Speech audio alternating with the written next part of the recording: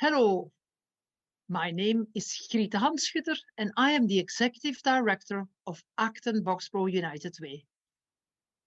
Welcome, neighbors. We are delighted to see all of your faces this evening. More than 300. What a fabulous turnout. I see my neighbors from Boxborough and Acton, and I see friends from around the country. Hello, Rochester. Welcome. We are thrilled to bring you all together for a wonderful night of inspiration and entertainment. Thank you to each and every one of you. Your support tonight helps us to mobilize the caring power of our community on a daily basis. You give us the capacity to step forward when we see a critical, unaddressed community need or when we face a crisis. Last week, 23 families in Boxborough lost their home because of a devastating fire. Thank you for coming together to support neighbors in need. As the Red Cross told us on Friday, it is highly unusual and beautiful that a community can rally so quickly. You helped raise $50,000 for the families affected by the fire. You are helping us to convene, to take action, and to be innovative as we bring all different voices around the table to fight for the health, education, and financial stability of every resident in Acton and Boxborough. Let me thank all of our amazing sponsors who have made this event possible. I want to give a special shout out to our gold sponsors, Northeast Auto Inventories and the Steinberg Lally Foundation. So, without further ado, I invite you to sit back, relax, and let us brighten your Saturday night as we celebrate our diversity and discover the values we all share as neighbors. May I introduce the master of ceremonies for this evening, the founder of Fugitive Productions and producer of tonight's event, our very own David Garrett. As a former board member, I know firsthand the great work, but I wanted to steal some words that one of our audience members tonight put in the note when she ordered her tickets. Our local rep, Dr. Tammy Cavea. These are her words. Thank you for everything you do for members of our community, from addressing structural barriers and racial justice to providing financial support for those experiencing food or housing insecurity. Thank you for making a difference and helping all residents thrive. And I think that's a thanks from all of us. And I want to send a shout out and a thank you to Dr. Tammy as well. So let me, for those of you who are new to storytelling, let me tell you how this evening is going to work. I invite several Moth or Mass Mouth winners. These are people who have been in storytelling competitions regionally. They've won in their local areas, and then many of them have also won main stage events where people are brought together, and hundreds of people are there in the audience, and we've just got a great lineup for you tonight.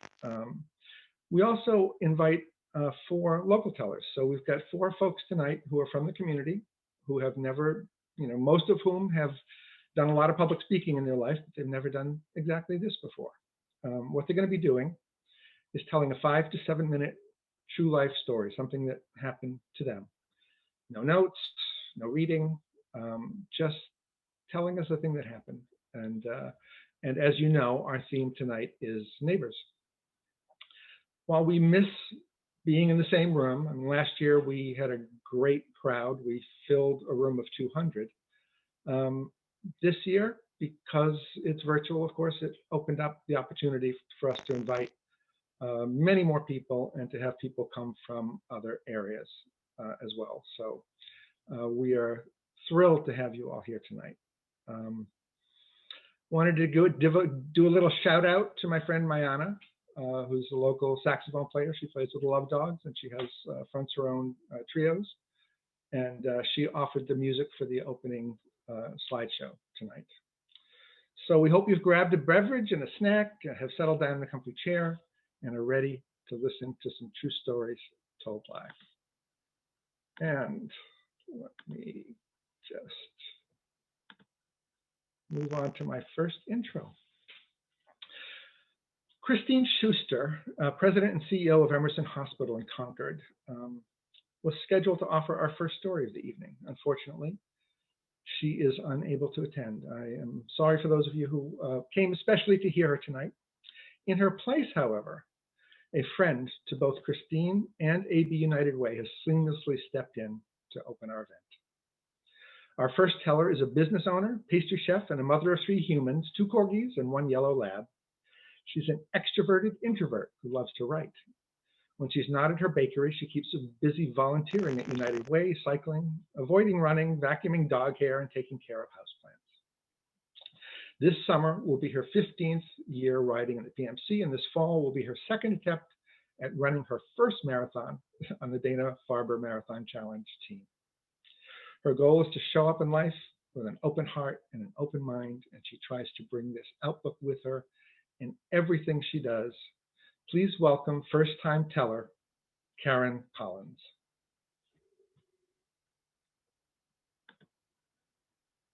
Hi, everyone. Thank you so much. I'm so happy to be here. So I met Christine in 2019. She and I were both invited to speak at a women's business luncheon. I entered the room as a stranger to Christine, and I left feeling like I was her sister. That's how Christine approaches life. The words that she shared that day stayed with me. She talked about building up those around her, about treating others with love and kindness, about offering help before help was needed. And in so many ways, Christine emulated and emulates what a true neighbor is, in my opinion. Christine has an affinity for wearing pearls, and she talked often about her pearl necklace and how anytime she was asked for advice, she would giggle and say, "Oh, it's just another pearl of wisdom." So in honor of Christine tonight and in honor of her pearls, I am going to share one of my own with you. So as David mentioned, I am a pastry chef. I am a business owner. I live in Boxborough. We moved around a lot when I was growing up, and I am extremely shy. I always wanted to be close with my neighbors, and I think because of my shyness and because we moved so frequently, it was always elusive. It was something that I saw but never really participated in. When I moved to Acton, as a mother of a very young family, I thought this was going to be my time. We moved into an area where there were tons of young families, and I was excited. I really was looking forward to this new phase of my life, except it didn't happen. I would go for walks or go on my slow run around the neighborhood, and I would see people, but because I was so shy, I would smile and then put my head down and carry on. I didn't meet anyone. On my run, there was one house that always caught my attention, and it wasn't because of the structure itself, but because of the people that were in it.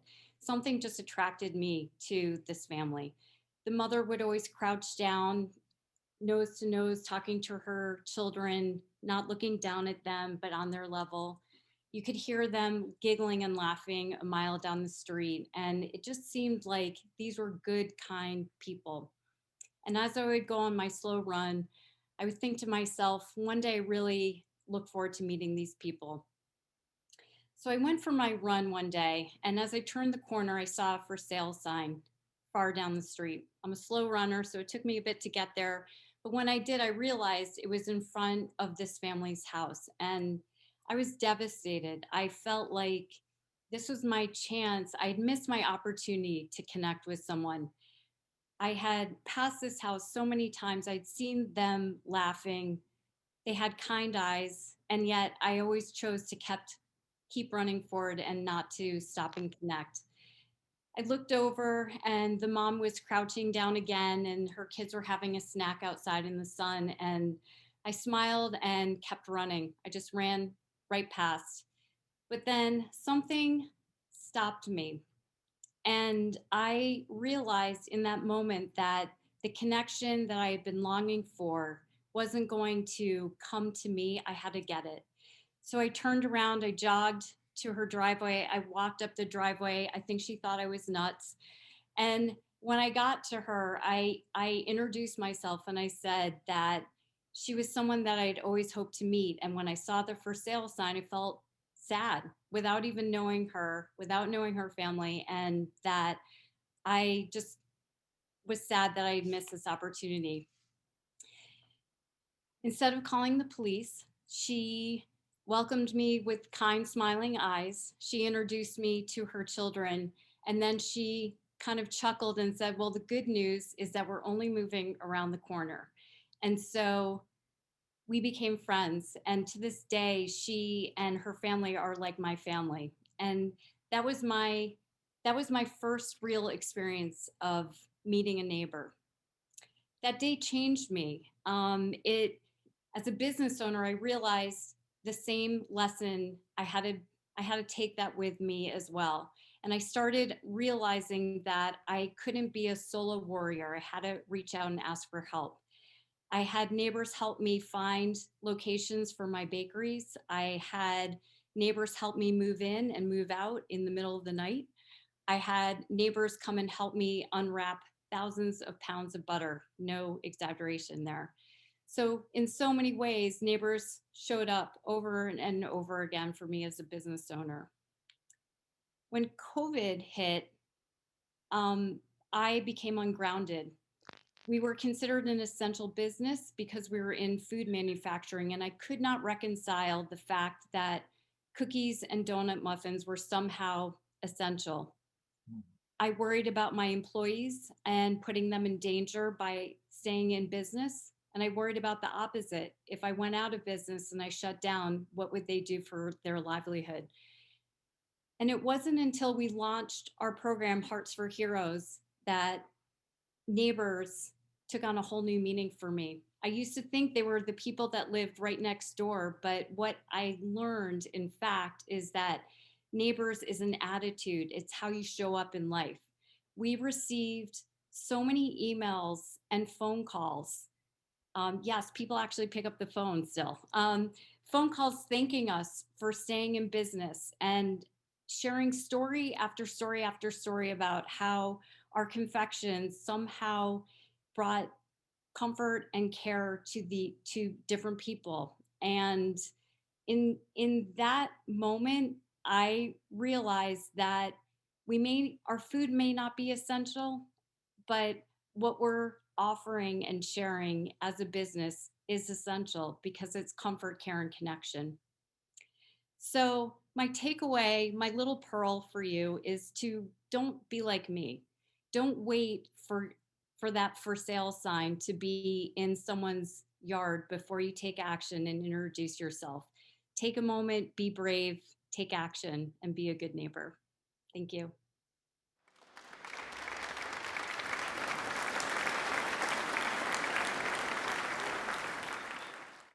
Thank you. That was fabulous. And thank you so much for filling in at the very last minute. I know it came to as a surprise to you, and it was a lovely addition to our lineup. Our next teller grew up in India and came to the US to pursue graduate studies. He has a PhD in cardiovascular physiology and pharmacology, and is a pharmaceutical executive with more than 20 years of experience in discovering and developing transformative medicines. He enjoys the outdoors, is a passionate New England sports fan, loves reading about science and philosophy, enjoys playing soccer and tennis, and is an avid boater. Please welcome Boxborough resident Vic Kadambi. Good evening. Thank you, ABUW, for the opportunity to share my story with you all. Before I narrate my story, I think we should all ask ourselves, what do neighbors mean to each of us? If you go back to the Old English and find the roots of neighbors, neighbors comes from an Old English word called negubur, which means near dweller. So if you look at the literal translation of neighbors, they are people living together in communities or neighborhoods. Growing up in India and coming to the US as an immigrant, neighbors became the closest thing to family. They became our extended family with whom we shared our happiness and our sorrows. They helped us cope with life in the US, and for that, I am grateful to all my neighbors. Today, I would like to share with you 4 experiences of neighbors that impacted my life in Bombay, Cincinnati, and in Boxborough. We grew up vegetarians, and my family practiced Hinduism. In India, religion and caste are intimately entwined with everyday living, and people tend to live with individuals from their own community. So when we decided to move into a flat with Catholic meat-eating neighbors, my community was mortified. However, these Catholic neighbors of ours were the kindest and most gentle people I've ever known. My fondest memories was partaking in meals with them of fish curry and mutton. I vividly remember an incident where they helped me save my life. I was enjoying a plate of fish curry and rice when a piece of bone got stuck in my throat. The matriarch of the family immediately sprung into action, rolled a ball of rice, and asked me to swallow it. Within seconds, the ball of rice dislodged the bone, and I was able to breathe again. That day, I learned a very important lesson. It doesn't matter what your caste, what your religion, what your race is. In times of needs, people step up to help each other. Fast forward a few decades, my then fiancée, Belinda, and I came to Cincinnati to pursue graduate studies. We lived in a 1-bedroom apartment on campus. Within a year of coming to the US, we decided to get married, and Belinda went with her friends to buy her wedding dress. Her white wedding dress, carefully wrapped and concealed, hung in our bedroom closet. As students and away from family, we bonded well with our neighbors. One evening, we heard a very loud banging on our door and screaming. It was our neighbors alerting us that their bathroom had sprung a major leak and that water was flowing into our bedroom. And they were afraid that Belinda's wedding dress was going to get soaked. Our neighbors didn't have to do what they did, but as the cliche goes, that's a neighborly thing to do. Thanks to our neighbors, the dress wasn't ruined because it was difficult to buy a second dress on a graduate student stipend. As is customary in college life, we decided to move off campus so we could have wild parties and the dorm RAs wouldn't be knocking on our doors. Our neighbors, who were also graduate students, became lifelong friends. When family and friends came to visit, we were always invited. The challenge was our friends' families only spoke German, while Belinda and I only spoke English. So even though communicating was challenging, we had long conversations using sign language and pictures. I guess it doesn't matter where you come from or what language you speak, the desire to share and communicate is universal. I'm also indebted to my neighbors who helped me enjoy off-campus living. One summer evening, they threw a party with kegs of beer. Now, growing up in India, to me, beer only came in bottles. I had no idea what a keg was. So my neighbors helped me tap my first keg, helped me enjoy what partying was all about. And like Tom Brady partying on the board after winning his 7th Super Bowl, we had a great evening. All I remember was tapping the keg and then sitting on the couch with Belinda and my neighbors making fun of me. Oh, how time flies. I am now a responsible adult, young kids, a job. My partying days are behind me. Initially, we moved into the Applewood townhouse condominium in Boxborough, where we spent 6 glorious years raising our family. The love and support that our neighbors shared with us is hard to describe in words. There, living with neighbors in our neighborhood, our kids learn to ride their bike, swim, climb trees, do crazy things that only kids do. Belinda and I were never worried because we knew our neighbors were there for them as we would be for theirs. Over the past 21 years living in Boxborough, I have met many neighbors, some who live close to me, some who live in the Acton-Boxborough community. I am indebted to all my neighbors because they have become my family. Their lives and our lives are forever intertwined. I guess we have to maybe redefine the word neighbors. Neighbors cannot be defined by people sharing backyards. or people living on the same street, or people living on the same state, or maybe even the same country. Maybe in the next edition of your favorite dictionary, neighbors will be defined as friends and friends as neighbors. The Kadambi family is forever indebted to the friendship, support, and love of all our neighbors. Thank you for enriching our lives. Good night. Awesome.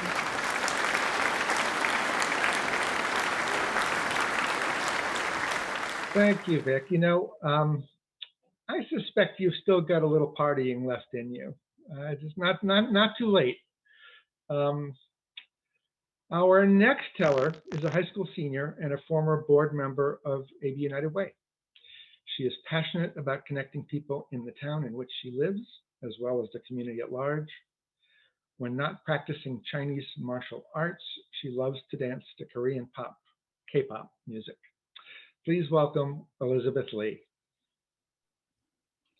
Hi, everyone. I'm going to tell an anecdote about people who aren't considered neighbors by location, but they really did warm my heart, just like true neighbors. So a little bit more than a year ago, I went to the ball drop celebration in New York City, Times Square. And for those who might be unfamiliar, the New Year's ball drop happens every year on December 31st. And it's where hundreds of thousands of people from around the world pack themselves into the Times Square location to see a big glowing metal orb drop from the top of a building at exactly 0 o'clock on the new year. So December of 2019, my family was on vacation in New York, and I saw rumors on Twitter that my favorite Korean pop boy band was going to be there. So I was like, being the huge fan that I was, I immediately said, yes, I'm going, to my parents. So then I was looking around online about where and how the event was going to happen. And at that point, I realized that there were a couple of problems, actually way more than a couple of problems. So I could find almost no official guidance about when I should be there, where I should go to enter the area. It felt like going to a concert or a football game, but it was a free-for-all and it was uncurated. However, unfortunately, I managed to join a couple of Twitter group chats with people who were also going to the celebration. And even though we were just strangers on the internet, these kind people gave me tips of what to bring, how the security was going to be like, and all of those things. So first, thanks to these kind people who were just people who I've never met before, I got a sense about how the night was going to work out. But among the tips that I got, I realized that to get a good spot where I could see both the performance and the ball drop, I had to get there at 9 in the morning. So that meant from 9 a.m. to 12 a.m. the next day, I would be stuck in a section off area that was actually called a cage, because once you're let into the area for security reasons, they don't let you out. And that also meant there was no going out to grab dinner or lunch. There was no water apart from what they let you bring in. And there was no bathrooms for 15 hours. And on top of that, I went alone. So as you could imagine, quite a challenge for a young girl who just turned 17 to be in a massive crowd in the middle of Times Square. But I did manage to convince my parents to let me go. And on the day of the event, so December 31st, 2019, they dropped me off at 9 a.m., few blocks away from Times Square itself, because everywhere was fenced into these cages I mentioned earlier. So despite all the planning and all the info from online friends, I kind of felt a little bit lost in the crowd. Fortunately, next, there was a series of super kind passerby and police officers who pointed me in the right direction. So first, an NYPD, which is a New York police officer, he directed me to the right place to first enter the maze of cages in the first place. So at least at that point, I passed security and I was in, and I could kind of see the stage and the ball drop on top of the building, but I was still pretty far away and definitely would not have been able to see my favorite boy band that well from that far away. So then I looked around and I asked another stranger, and he was really kind. He said hi, and then he advised me to join the line of people that was nearby. So thanks to him, I joined the line, and somehow through the organized chaos, I guess you could call it that, I find myself considerably closer to the stage. So I was like, hey, that's pretty good. But I was still about 5 cages away from the optimal point at which you could kind of view the stage. And that was like 50, 60 yards away. At this point, a really, really amazing thing happened. So one of the NYPD was chatting with a family nearby, and then the NYPD moved one of the metal barriers to the cages and let the family in. And then he saw me and he was like, hey, come on, you can come in as well. So at this point, because of multiple rounds of help I had gotten along the way, I was just 1 cage away from being the absolute closest to the stage. And the amazing thing was, about 10 minutes later, I guess they were trying to kind of reorganize the number of people in each cage. They allowed my crowd of people to float into that final cage. So after so many barriers and so many kind people offering help, I was finally on track to seeing my favorite performers from about an arm's reach away. However, don't forget, it was still like 10 a.m. So I had still a good 13 hours to go, just standing there in that fenced in area that was maybe as big as a classroom and a half. And it was outdoors as well. So that was when I met even more amazing people who were around me. For example, there were 2 ladies from Korea that I saw, and they saw that I had a badge with a member from that boy band I mentioned earlier, and they were fans as well. So then they said, oh my God, it's that person. And then we kind of got acquainted and we were able to pass the time together. That was really, really helpful. And I also had a chance to meet so many people from New York, from other parts of America, and from all over the world. There were people from Las Vegas, from Florida, and even people from Denmark and Korea, as I said earlier. So for the next 12 to 13 hours, although there was no place to physically go, I had so much fun getting to know all the different people and make a few friends. So when the night settled in, it got a little bit chilly and the performance had not started. And one of the Korean ladies saw that I was kind of holding my hands up to my mouth and I was hopping up and down and like pretty cold. So then she handed me 2 hand warmers. And then she actually told me to stick them under the soles of my feet to warm me up from the ground up. That was really, really sweet and warm of her.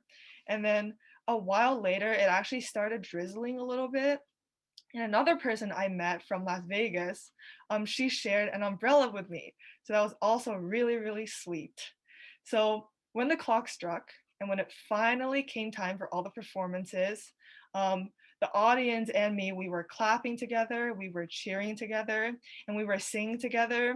And at one moment, I paused and then I looked around at all the smiling faces and the confetti and the balloons.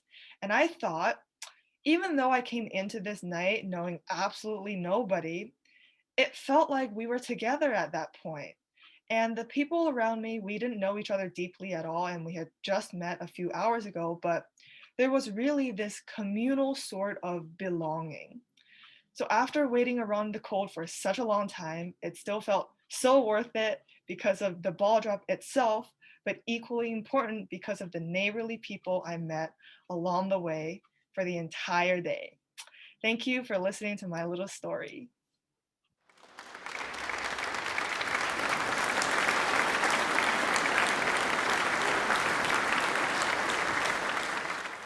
Thank you, Elizabeth. You know, as a parent of former teenagers, I think that your parents put a lot of trust in you, and obviously it was very well earned, and it's fantastic that you had such a great night. Our next teller is a national political correspondent for NBC News and MSNBC. For MSNBC's election coverage, he consistently provides real-time analysis of voting patterns, exit polls, and electoral data. During the 2020 election, the Associated Press named him the breakout star of MSNBC's election coverage. He recently brought his talents to NBC Sports, Football Night in America, and Sunday Night Football to break down the NFL playoff picture. His work has also appeared in the New York Observer, Salon, the Wall Street Journal, New York Times, New York Daily Times, New York Post, Boston Globe, and the Daily Beast. He is known for his encyclopedic knowledge of every county in the US and his khaki pants. In fact, in honor of our next teller, everyone in the audience tonight is wearing khakis. I hope you got the memo. Given his commitments and demanding schedule, he has been nothing but generous with his time and attention. Please welcome Groton born and raised, Steve Kornacki.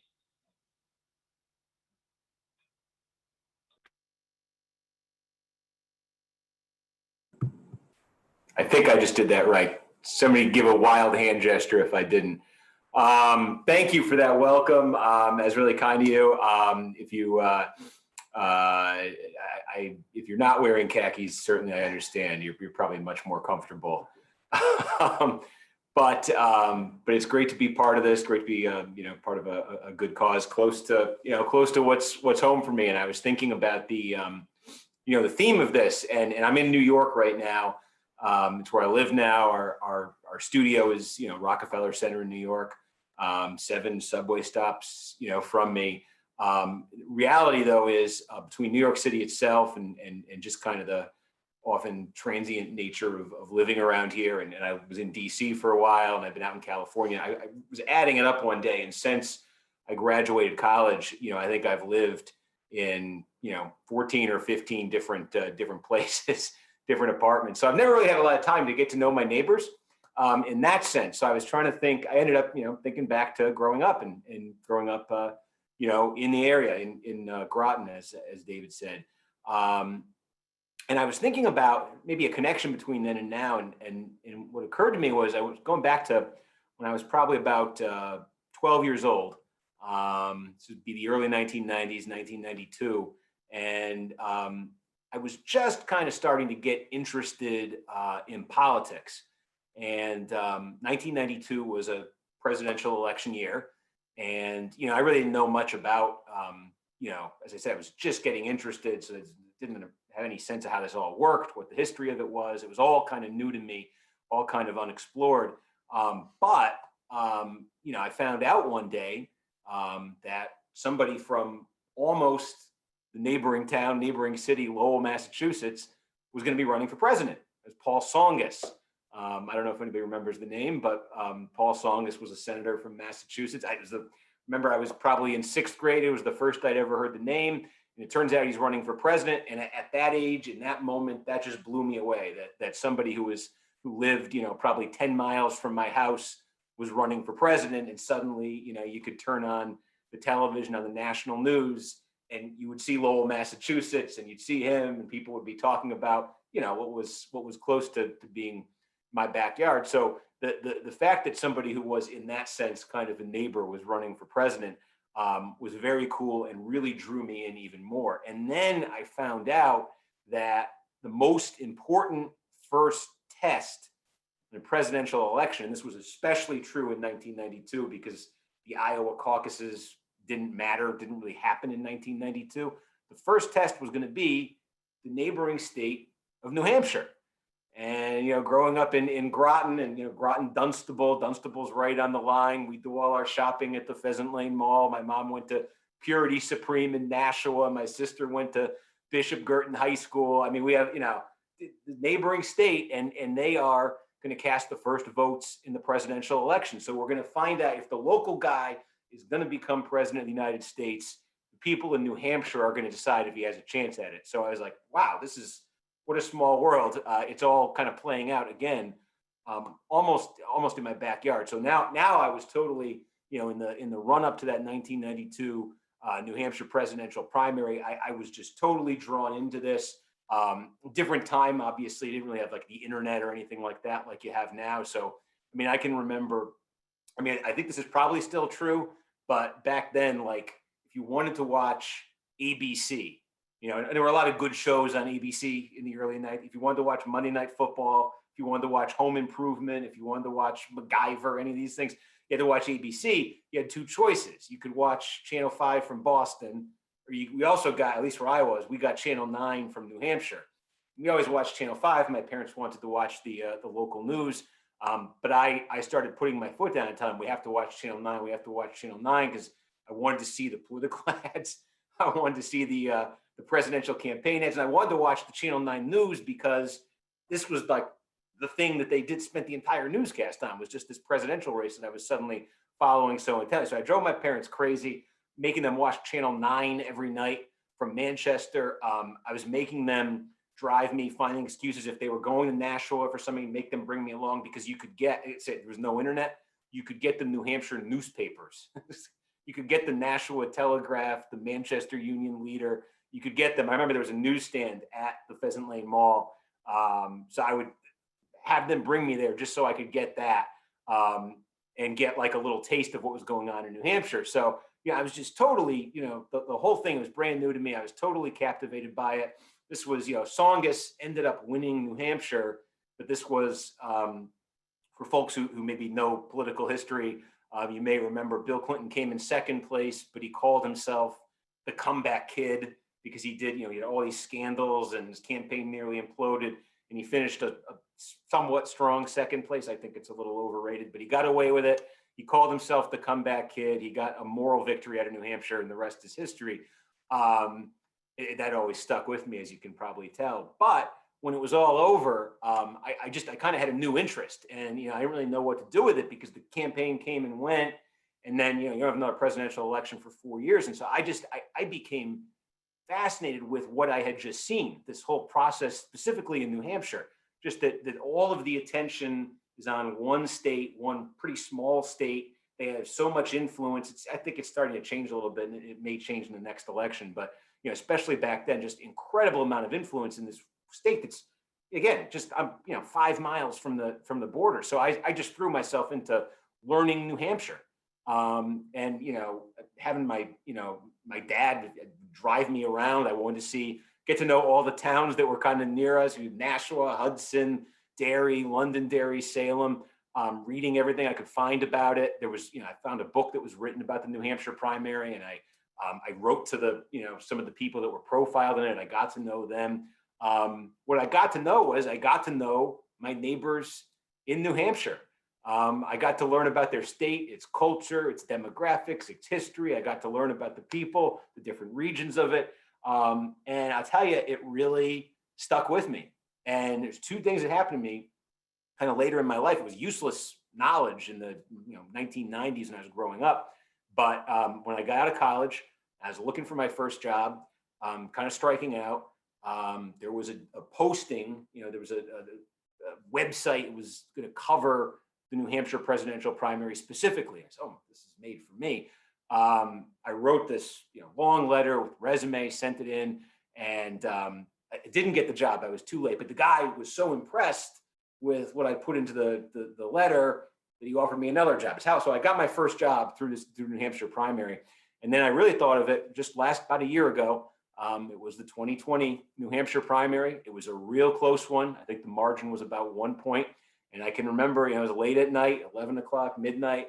It was, just a couple hundred votes between the two candidates. And all that knowledge, getting to know my neighbors back in 1992, 1993 of those towns came in handy because it was all coming down to those border towns right on the Massachusetts-New Hampshire line. So I got to put it to use in the job I do now. So that was, getting to know my neighbors, and you never know when it's going to come in handy.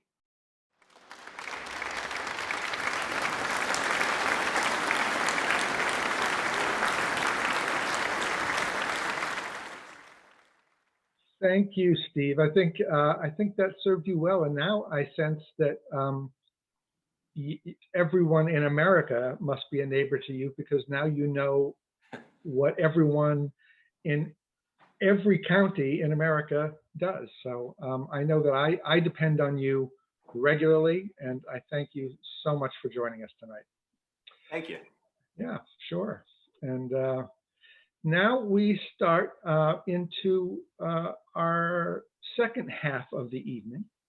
When we do live shows in real life, we tend to take a little break, get a little glass of wine, do a little something, but we're going to go straight through tonight. Our next teller began her creative life as a choreographer, founding and directing the modern dance company Hoi Polloi.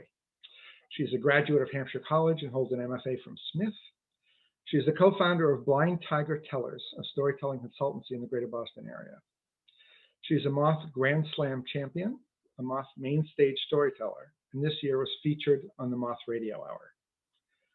During the pandemic, she started co-hosting Food on the Radio on WOMR, Provincetown's community radio station, and is desperately working, her words, on her first book.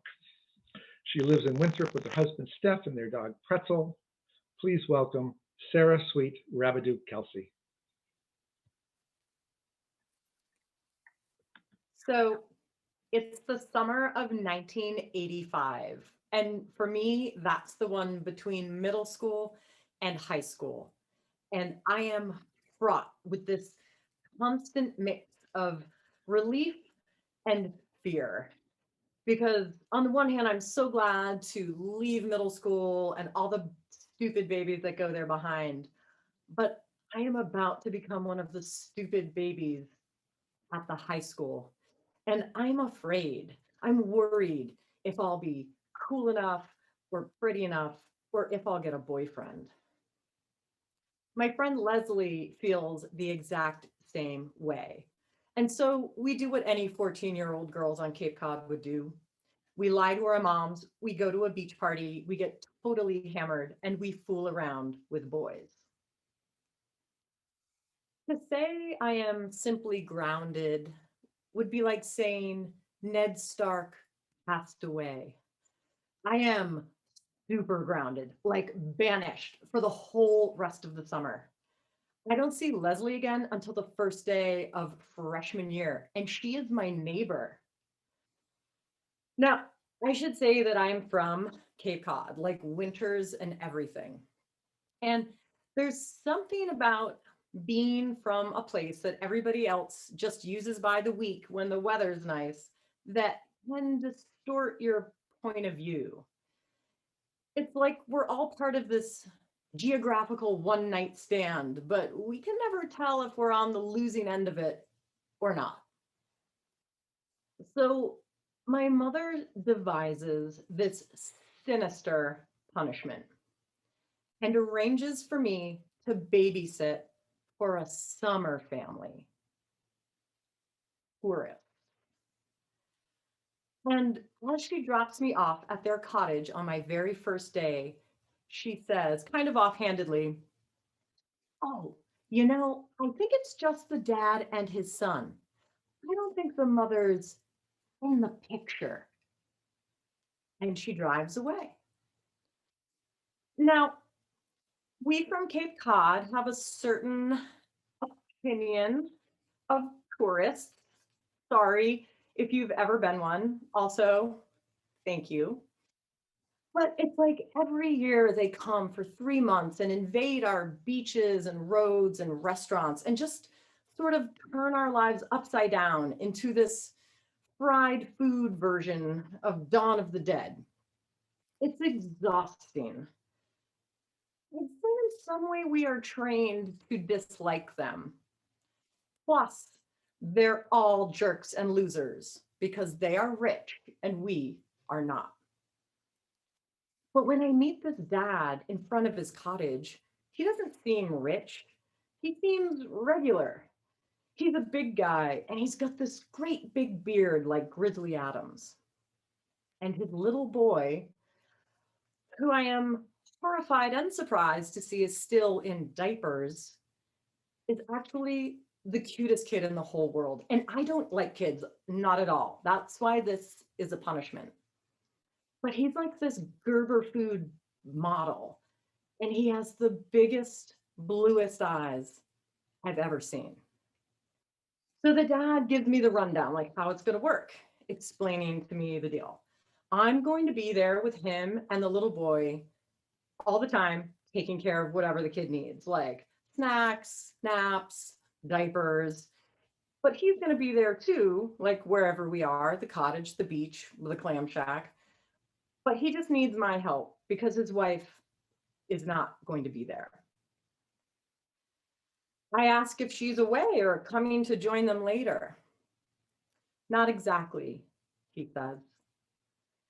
And then, without looking at me in the face, he tells me his wife committed suicide on Tuesday. Now, at this point, it's a Thursday in 1985 of my 14th year, and my entire worldview is basically a jumble of Madonna lyrics, Magnum PI, and General Hospital. I am not equipped for this. I mean, I feel bad for the kid, I guess, but mainly I just feel bad for me. That night, I tell my mom, I am not going back there. No way, I say. It's not fair. They don't even have a TV. But of course, I am brought back the next day and every day thereafter for the remainder of the summer from 7 a.m. until 7 p.m. And every day is the same. I do my best to distract this little boy, to entertain him, but really I'm just kind of distracting myself from the fact that I am not at the beach with my friends. But no matter what I do, he seems to be upset. I feed him a snack, he cries. We go to the beach, he cries. We build a sandcastle, he cries. We smash it, he cries. And I start to get worried. Like, what if his mother's ghost is haunting this cottage? What if I am missing out on the best summer of my life? What if, when all three of us go somewhere, like the beach or the clam shack, people look at me and the dad and think we are a couple and that we are creeps? I spend so much time worrying about myself. I haven't worried once about the fact that this little boy cries all the time, or that sometimes I hear the dad crying when he thinks we are outside. The permanence of the mother's death doesn't sink in for me properly until later in the summer, near the end of August, when a photograph of her appears on the mantle of the cottage. Her big blue eyes seem to shine out from the frame as if they're sending some kind of message. And I realize why the dad can't seem to look at his son, because he looks exactly like her, a carbon copy, her twin. And in this moment, I realize I've kind of grown attached to this dad and this little boy, these summer people, these tourists.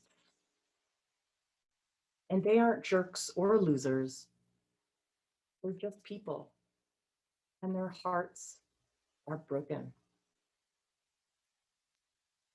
I can't tell you that my summer with this family cures me of all my selfish teenage thoughts.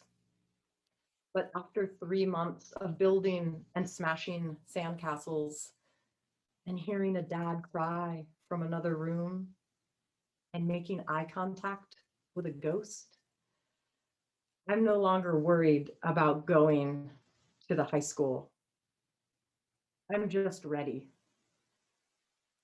But I still hope I get a boyfriend. Thank you.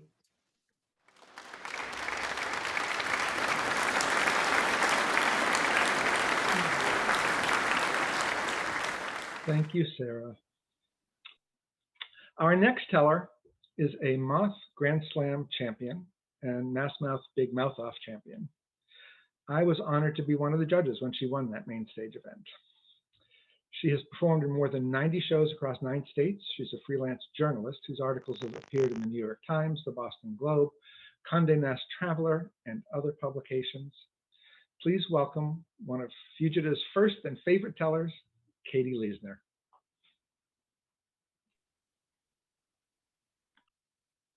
Hi, everyone. Thanks so much for having me.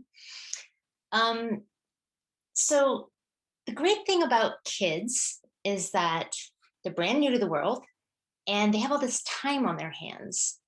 So we end up with these little gentleman philosophers walking around, puzzling over phenomena of life that adults like don't even notice anymore.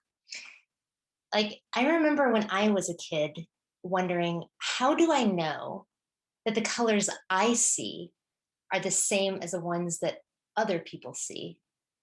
Like, how does the colorblind guy ever figure out that he's the colorblind guy? You know what I'm saying? This might seem like sort of an abstract ontological problem, but it was going to become the primary conflict of my life. When I was in 8th grade, the other girls in my class started to develop crushes. A crush is what happens when you give the name of a popular, symmetrically faced boy and announce that you like him. So I gave the name Matt Fink, and voila, I had a crush. Crushing felt solid, but it also left me without a name for an affinity that I had for my homeroom neighbor, the student who sat in the desk adjoining mine, Jenny. Jenny was just like really great, you know? She would pass me notes that were super funny, and she was like vivacious, really high energy. When she played volleyball, she had this blonde ponytail that would whip windmills as she ran up and down the court in these regulation skin-tight shorts that were the express reason I had not signed up for volleyball, and yet somehow looked right on her. Now, at this point, you might be thinking, oh, this is going to get real gay real quick. You wouldn't be wrong, but I want you to know that the reason you were able to think that thought is because you had a name for it, and it was a permissible thought. There are all kinds of quirks of daily life that we don't even notice because we don't have a ready-made term for them. So tomorrow, if like during your Zoom interactions of the day, at different points you happen to laugh or yawn or like feign surprise at something, you might end that day having completely forgotten about those particular moments. But imagine for a moment that we had a word called moskal, a verb. And to moskal means to flash an unseemly amount of oral cavity in front of others. Well, then you could go to bed that night tossing and turning, wondering like, oh God, did that laugh of mine turn into a moskal? But this wouldn't be something that you'd even think about otherwise. It would just be too absurd. Well, in the world that I was raised in, which was a conservative Christian community in central Illinois, gay was an equally absurd idea. I didn't know any gay people. It was an idea that lay deep, deep below my subconscious, like a sleeping submarine. Until it broke the surface unbidden one Sunday at church.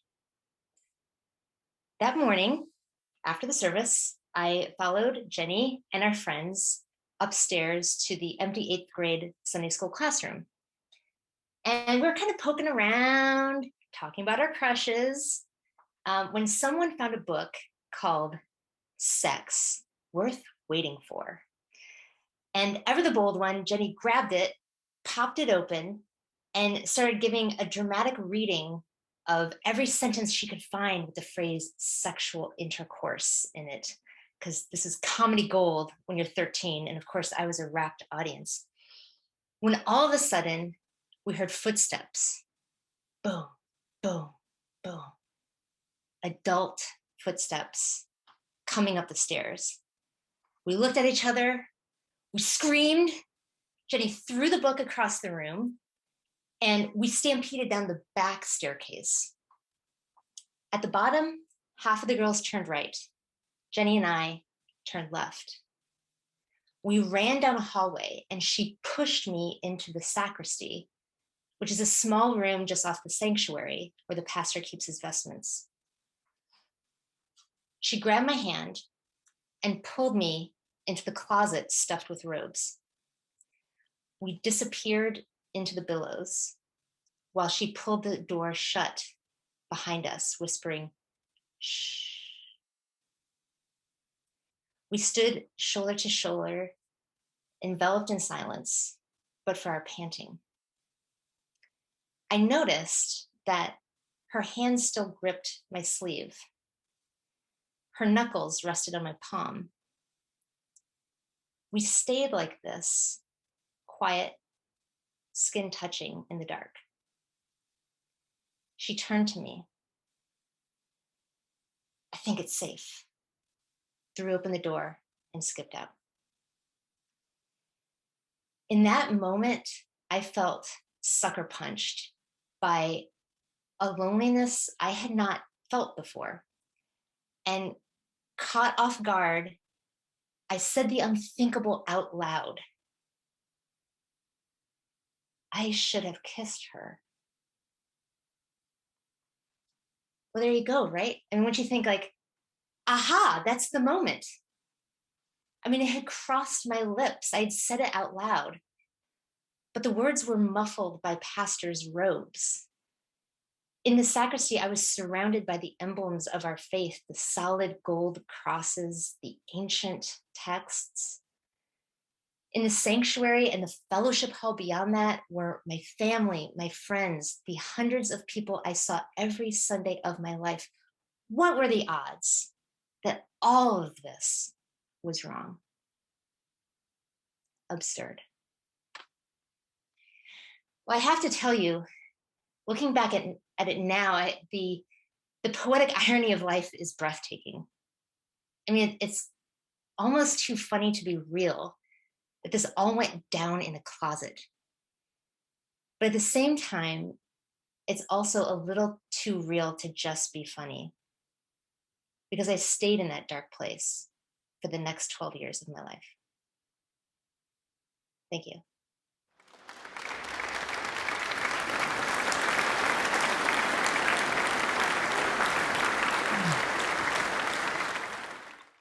Katie, thank you for that.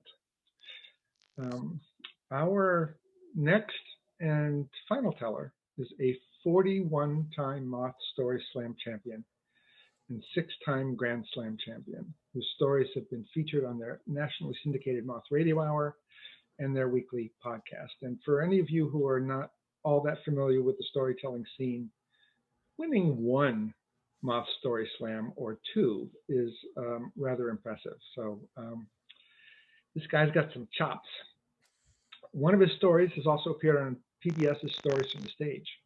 He's an elementary school teacher and the internationally best-selling author of the novels Memoirs of an Imaginary Friend, Something Missing, Unexpectedly Milo, and The Perfect Comeback of Carolyn Jacobs.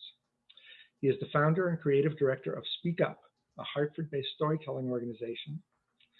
He loves ice cream, cake, golf, tickling his children, staring at his wife, and not sleeping. Please welcome Matthew Dix. Thank you very much, David. Thanks, everybody. It's an honor to be here tonight, and congratulations to all the storytellers. Entertaining as hell, so thank you so much for entertaining me tonight. I really appreciate it. It's December 23rd. It's 2 days before Christmas, and my wife has abandoned me. I'm sitting behind the wheel. I'm stuck in mall traffic, and I am in the car with two of the most despicable human beings who I've ever met in my life. They are my children. It is Clara, she is age 6, and Charlie, age 3. And people will tell you that they are sweet human beings, but they are awful human beings because they are just like my wife. These 3 people are hell-bent on turning my life into a disaster by stopping me from getting things done. They stand in front of me, they impede me at all times, they prevent me from being the true man I was meant to be. These are people who get into my car and then take their shoes off as if this is some mobile living room that you can just relax in while I bring you where you need to go. It doesn't sound that bad, but when you jump out of your car and you're halfway across the parking lot and you look behind you and realize nobody's with you because they're still putting on their damn shoes, it makes you crazy. I've got a wife and kids who stop and just talk to strangers all the time for no purpose whatsoever. They're not looking to get anything. They just walk by someone and say nice sneakers, and now we're talking for 10 minutes to someone we're never going to see again, but we have to stop and talk. And my daughter, if there's a baby around, forget it. It's what's the baby's name? When was the baby born? Was it cesarean or natural? How much did the baby weigh? She's 6 years old and she talks like she's 60 when it comes to a baby. They're making me crazy. And now they're in the back of my car. These two kids, they're like luggage. I carry them everywhere and they slow me down. And it's December 23rd.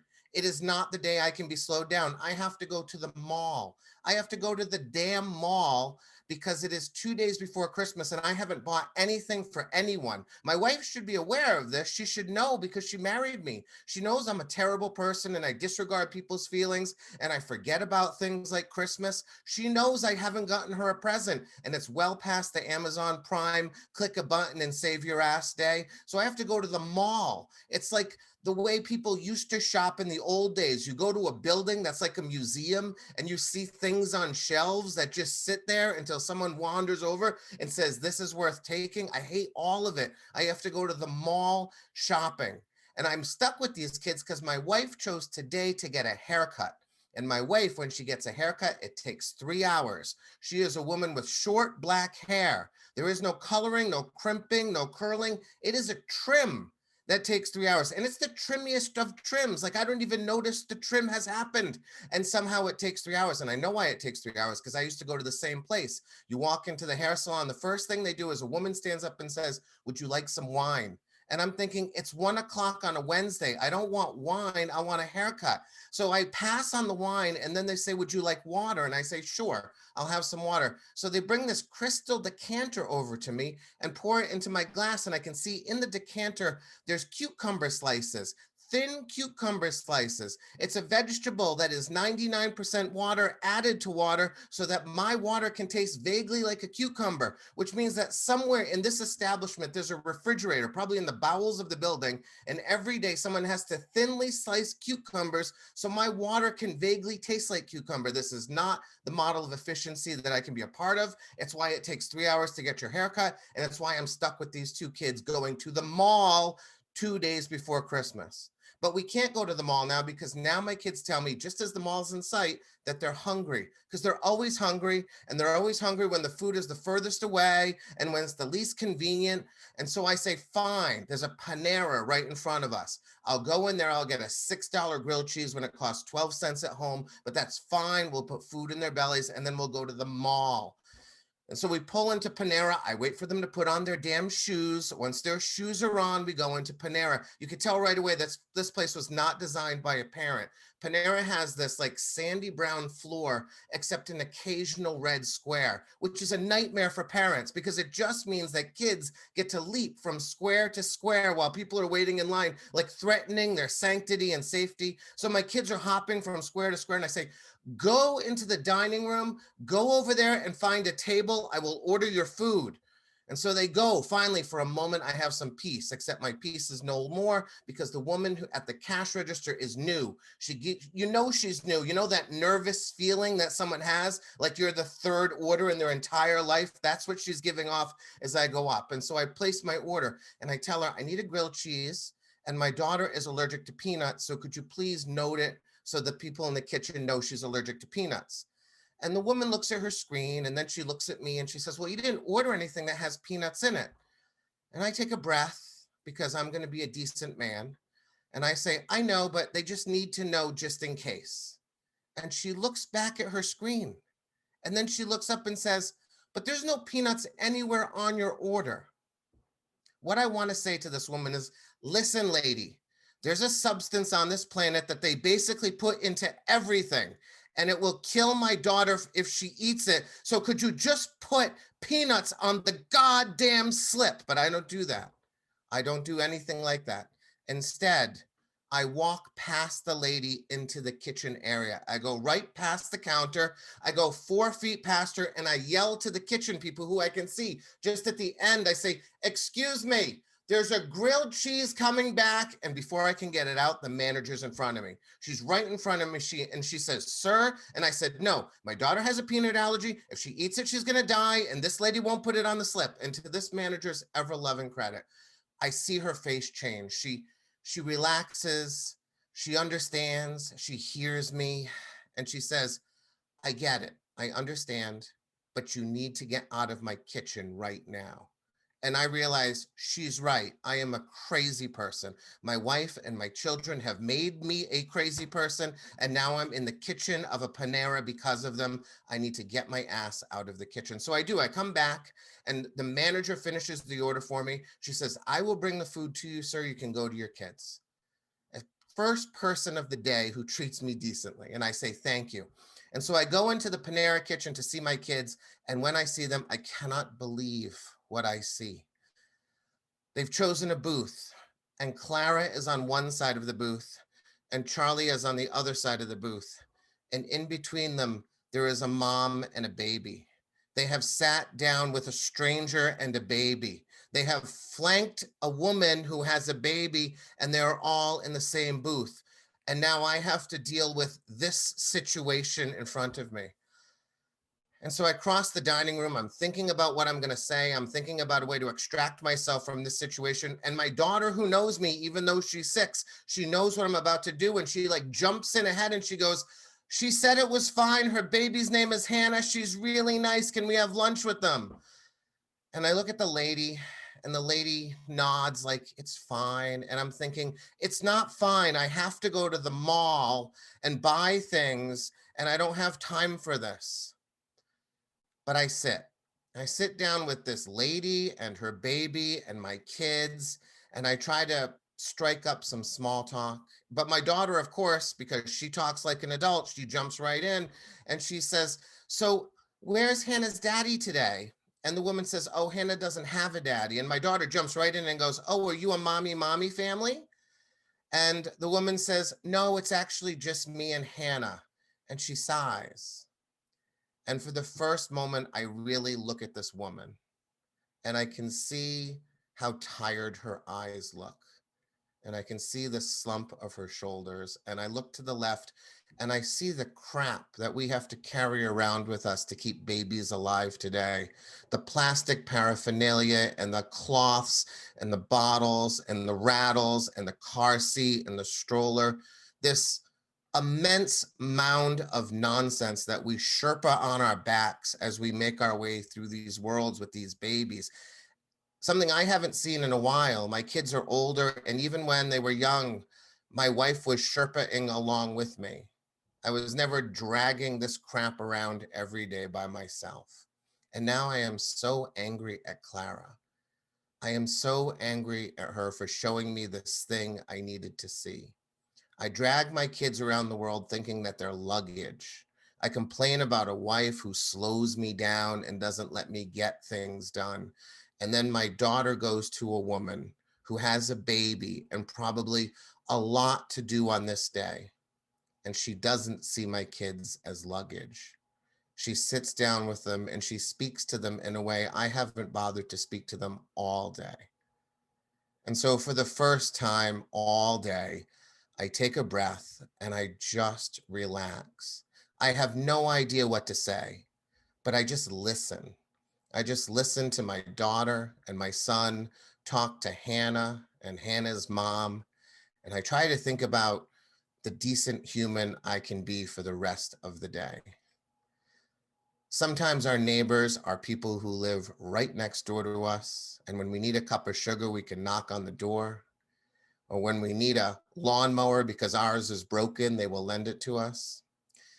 But sometimes the most important neighbors in our lives are the ones we just sort of run into in our community. Or in my case, the one that my daughter just plows into and plops down next to and drags me over to and introduces me to the neighbor I needed to see that day. The neighbor who reminded me that my children are not luggage and they deserve the time that I have. Thanks, everybody. Have a great night.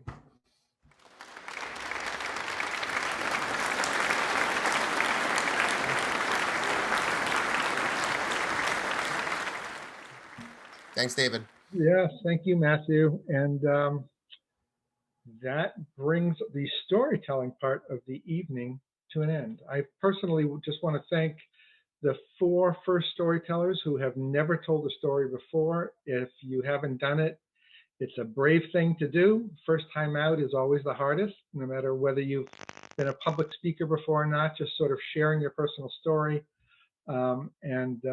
You know, I think you all did it with panache and entertained us all. And for those of you who have done this before, thank you for bringing your A game to us tonight and helping us raise some money for some really, really important work that's being done in our community. And I want to thank the crew that I work with at United Way. Was fabulous. What a team. I'm already starting to try to think of ways that we can do something else together.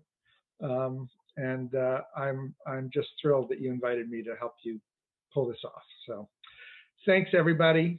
And we will see you next time. And up next, well, I think she can introduce herself.